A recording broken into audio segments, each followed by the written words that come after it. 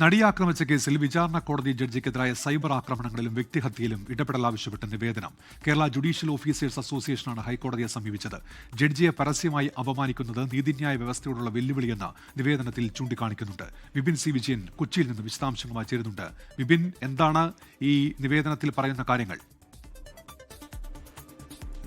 ഉന്മേഷ്, നടി ആക്രമിക്കപ്പെട്ട കേസിന്റെ വിധിന്യായം പുറത്തു വന്നപ്പോൾ അതേ തുടർന്നുണ്ടാവുന്ന വിവാദങ്ങൾക്കും ഇപ്പോഴും അവസാനമില്ല. അതിലിപ്പോൾ നിൽക്കുന്നത് ഈ വിചാരണ കോടതി ജഡ്ജിക്കെതിരെ നടക്കുന്ന സൈബർ അറ്റാക്ക് അതെല്ലാ സമസ്ത സീമകളും ലംഘിച്ചിരിക്കുന്നു എന്നുള്ളതാണ് പ്രധാനമായും കേരള ജുഡീഷ്യൽ ഓഫീസേഴ്സ് അസോസിയേഷൻ പറയുന്നത്. ഇതേ തുടർന്നാണ് ഹൈക്കോടതിയെ സമീപിച്ചിരിക്കുന്നത്. ജഡ്ജിയെ പരസ്യമായി അപമാനിക്കുന്നത് ഈ നീതിന്യായ വ്യവസ്ഥയോടുള്ള ഒരു വെല്ലുവിളിയാണ്. അതുകൊണ്ട് തന്നെ ഇത് കോടതി അലക്ഷ്യ നടപടികളായി സ്വീകരിക്കണം എന്നുള്ളതുമാണ് ഹർജിയിൽ പ്രധാനമായും പറയുന്നത്.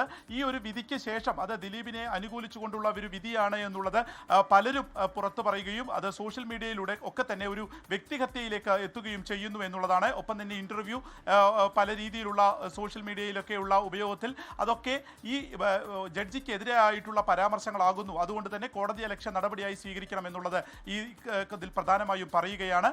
ഈ ദിലീപിനെ അനുകൂലിച്ചും പ്രതികൂലിച്ചും എന്നുള്ളതിൽ തന്നെ മലയാള സിനിമയോടൊപ്പം പൊതുസമൂഹത്തിലും വലിയ രീതിയിലുള്ള ഒരു വിള്ളൽ നിൽക്കുന്ന ഒരു ഘട്ടത്തിൽ തന്നെയാണ് ഇപ്പോൾ വിചാരണ കോടതി ജഡ്ജിയെ അനുകൂലിച്ചുകൊണ്ട് ഒരു ഹർജി ഹൈക്കോടതിയിൽ എത്തുന്നത്. ശരി, വിപിൻ സി വിജയനാണ് വിവരങ്ങൾ നൽകിയത്. ലോകത്തെവിടെയായാലും ഏത് സമയത്തും 24 വാർത്തകളും ഓഗ്മെന്റഡ് റിയാലിറ്റി പാക്കേജുകളും എക്സ്പ്ലെയിനറുകളും വിശദമായി കാണാൻ ഞങ്ങളുടെ യൂട്യൂബ് ചാനൽ നിങ്ങൾക്ക് സബ്സ്ക്രൈബ് ചെയ്യാം.